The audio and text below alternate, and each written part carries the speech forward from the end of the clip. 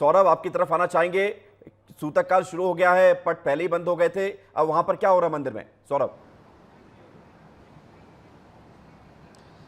विवेक, देखिए मंदिर प्रांगण पूरी तरीके से खाली है क्योंकि सूतक काल शुरू हो गया और इसकी तैयारी मैंने पहले भी बताया कि 1-1.5 घंटे पहले ही कर ली गई थी।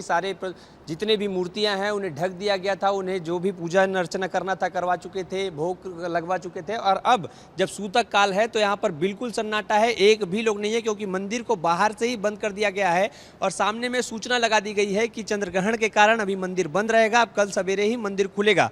ऐसे में यहाँ पर जो मुख्य पुजारी हैं वो बैठे हुए हैं भगवान के समक्ष और भगवान के समक्ष बैठकर मन ही मन जाप कर रहे हैं। हम इनसे भी जानेंगे कि सूतक काल में क्या करना चाहिए और ग्रहण काल में क्या करना चाहिए। पंडित जी, अभी सूतक लग चुका है, अब सूतक काल जब तक चलेगा तब तक क्या करना चाहिए और रात में जब ग्रहण लगेगा तब क्या करना चाहिए, हमारे दर्शकों के लिए बता दीजिए। देखिए, सूतक काल में अपने को भगवान के नाम का स्मरण या अपने गुरु मंत्र का जप करना चाहिए, लेकिन इससे भी ज़्यादा जो फलदायी समय है वो रात्रि में जब ग्रहण काल है। तो ग्रहण काल के बारे में अपने शास्त्रों में ये है कि सामान्य दिनों में हम जितना जप करते हैं उससे 100 गुना अधिक फल ग्रहण काल में जप करने का मिलता है। तो अपने को यज्ञ करना या फिर जप करना, और यज्ञ और जप नहीं कर सकते तो पूरा परिवार एक साथ बैठ करके भगवान के नाम का संकीर्तन करे, कीर्तन करे, तो उससे सब प्रकार का मंगल आनंद होता है। ऐसी अपनी परंपरा है। पंडित जी, किस तरीके के मंत्र का जाप करना चाहिए, क्योंकि बहुत से लोग होते हैं गुरु मंत्र नहीं लिए होते हैं, बहुत से लोगों को मंत्रों के बारे में जानकारी नहीं होती, तो आप कोई मंत्र अगर दर्शकों के लिए बताना चाहें तो? देखिए, मंत्र किसी के बताने के अनुसार जपने की परंपरा अपने यहाँ नहीं है। हमारे जो इष्ट देवता हैं, बचपन से जब से हमारा जन्म हुआ है, हमारी जिस भी देवता के प्रति श्रद्धा है, उन देवता की पूजा को हम जो नियमित जीवन में जो भी उनके लिए मंत्र या पाठ का जप नियमित करते हैं उसी को करना चाहिए। जिनके गुरुदेव नहीं हैं, गुरु दीक्षा नहीं ली है, तो वो जो जिस भी इष्ट देवता के मंत्र का जप, ध्यान, स्मरण, भजन करते हैं उसी को करना चाहिए। यदि कोई मंत्र ना पता हो तो सिर्फ राम नाम जपेंगे तो भी? तो भगवान के नाम का संकीर्तन करना चाहिए, भगवान के संकीर्तन करना चाहिए। और ये सौरभ बता रहे हैं पंडित जी से बात करते हुए कि सूतक काल में क्या करना है, क्या नहीं करना है, ये सब बातें हम आपको इसलिए बता रहे हैं ताकि आप इस सूतक काल में आपके मन में जो सवाल है वो सारे सवालों के जवाब मिल जाएं। मैं आ रहा हूं पंडित मनीष शर्मा जी, अब आपसे एक सवाल पूछता हूं कि लगातार हम देख रहे हैं कि जो बातें होती हैं चंद्रग्रहण को लेकर या किसी भी ग्रहण को लेकर, एक ऐसी बात कही जाती है, बचपन में एक बात याद आती है कि कोई व्यक्ति बात कर रहा था, वो कहता है कि अरे भगवान पर भी तो संकट आता है। ये ग्रहण जो है ये एक संदेश भी है कि जीवन में संकट तो आएंगे, लेकिन संकट से दूर होकर ही, संकट का सामना करके उससे आगे बढ़ना ही जीवन कहलाता है। क्या संदेश होता है चंद्रग्रहण का या सूर्य ग्रहण का? देखिए, भगवान पर कभी भी कोई संकट नहीं आता है। भगवान की एक अलग डेफिनेशन है, परिभाषा है, उसको यहाँ मैं वर्णन करूँगा तो बहुत लंबा समय निकल जाएगा।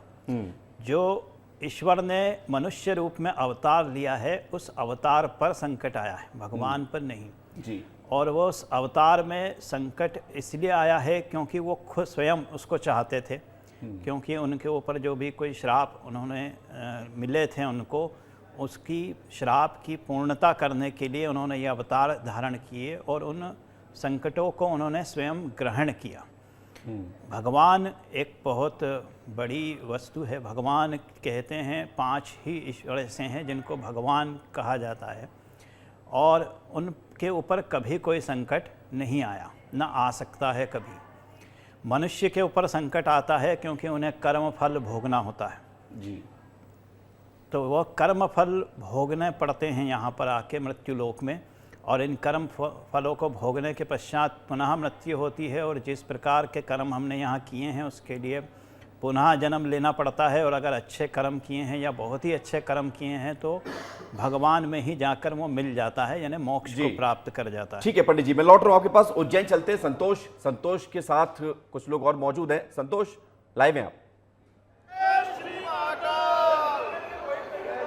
बिल्कुल, आप देख सकते हैं कालों के कल महाकाल में किसी भी प्रकार का कोई न तो सूतक काल का असर है। लगातार हजारों लाखों भक्त आस्था के साथ यहाँ पर ओम नमः शिवाय का जाप, ओम नमः शिवाय, ओम नमः काल प्रारंभ होगा, ओम नमः शिवाय का जाप, ओम नमः शिवाय, ओम नमः शिवाय, ओम नमः शिवाय। बिल्कुल ओम नमः शिवाय का जाप करते हुए जा रहे हैं। क्या कहेंगी, बाबा महाकाल के दर्शन हो गए? हाँ, हो गए। क्या कहेंगे, ओम नमः शिवाय का जाप? जी हाँ। देख सकते हैं आस्था का जन सैलाब यहाँ पर उमड़ पड़ा है कि हमारे साथ सहायक प्रशासक मूलचंद जुनवाल जी हैं। सर, कालों के काल महाकाल के आगे तो चंद्र ग्रहण हो या कोई सा भी ग्रहण हो, कोई असर नहीं करता। ओम नमः शिवाय का जाप चल रहा है। जी, जय श्री महाकाल। जैसे कि आप देख रहे हैं, आज चंद्र ग्रहण है, लेकिन यात्रियों की तादाद मंदिर में सतत वैसी चल रही है जैसी होना चाहिए। आज ग्रहण के वजह से मंदिर प्रशासन द्वारा पर्याप्त मात्रा में व्यवस्था की गई है। दर्शन निर्बाध चालू है। केवल हमारी जो सहन आरती है वो जल्दी प्रारंभ होगी और 9:58 पर मंदिर का पट बंद कर दिया जाएगा भगवान का। उसके बाद शुद्धिकरण के बाद ही सवेरे भस्म आरती होगी। वैसे तो कल आम पब्लिक कम थी, लेकिन आज तो ग्रहण के बावजूद, सूतक काल के बावजूद हजारों लाखों भक्त आए। जी बिल्कुल सही, आप बिल्कुल देख रहे हैं। आज ग्रहण भी है और रविवार भी है, इसलिए यात्री की संख्या काफी मात्रा में है। ठीक है संतोष, मैं लौट रहा हूं आपके पास। पंडित उदय नारायण त्रिपाठी जी, मैं आपकी तरफ आना चाहूंगा और ये समझना चाहेंगे, क्योंकि सूतक काल शुरू हो चुका है, ऐसे में घर में बच्चे भी होते हैं, बीमार भी होते हैं, बुजुर्ग भी होते हैं, तो खाना पीना नहीं चाहिए, लेकिन बच्चों को, बुजुर्गों को तो ज़रूरत होती है, कभी दवाइयाँ भी दी जाती है, तो क्या इसका दोष नहीं लगता है? और अगर ये करना पड़े तो किन स्थितियों में करना चाहिए? देखिए, भविष्य पुराण के अनुसार कहा गया है कि बच्चे को और रोगी को, इनमें ये नियम लागू नहीं होते। बच्चे और रोगी पर नियम लागू नहीं होते हैं। जी, जो औषधि ग्रहण करते हैं, दवा ले रहे हैं, कुछ ही मर्ज से ग्रसित हैं, उन पर ये नियम लागू नहीं किए जाते हैं। शास्त्रों का ऐसा मत है और बच्चों पर ये दोष नहीं आते हैं। ये जो ग्रहण का विषय है, देखिए, अगर ज्योतिष और पौराणिक कहानी देखें तो अग्नेय महापुराण के 3 अध्याय की बात है।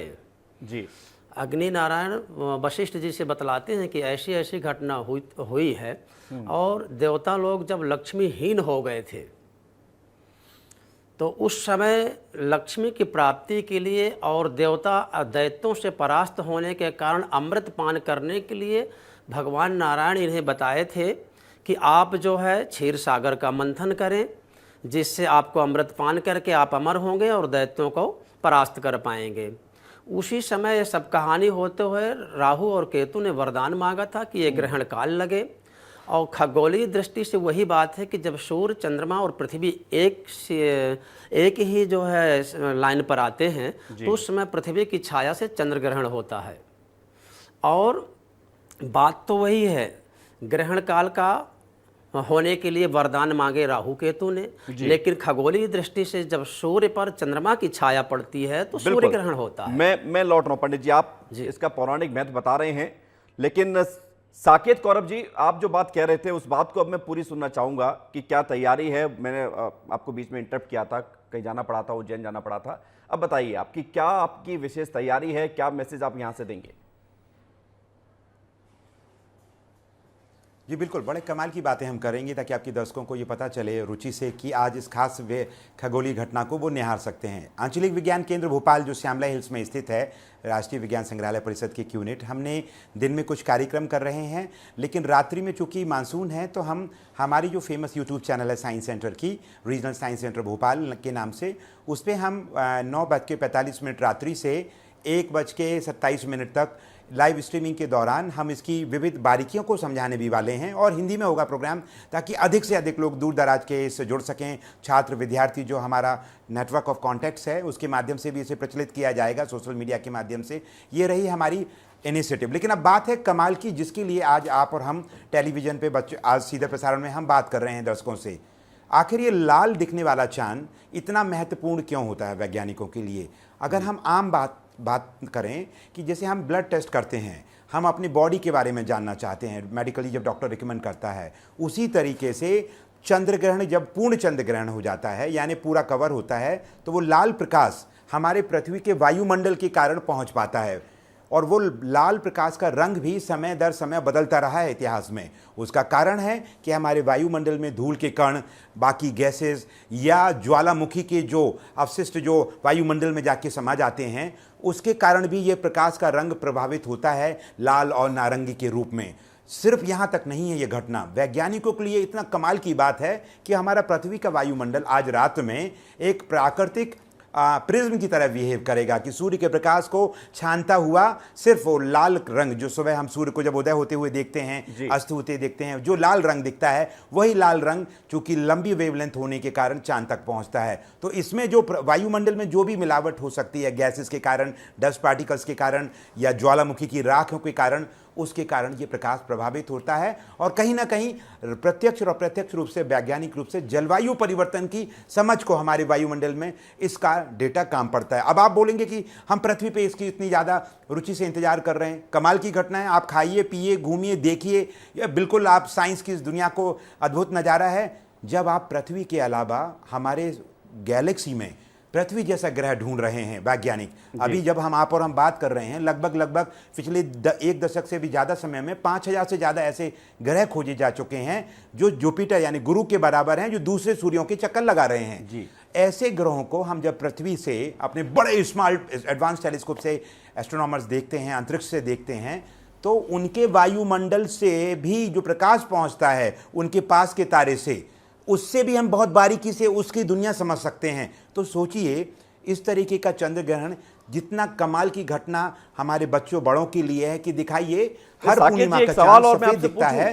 तो आज आप जो कि साइंस की लैंग्वेज बोल रहे हैं, साइंस के बारे में बता रहे हैं, साइंस का क्या इफेक्ट है इस चंद्र ग्रहण का वो बता रहे हैं, लेकिन पौराणिक महत्व भी खास है।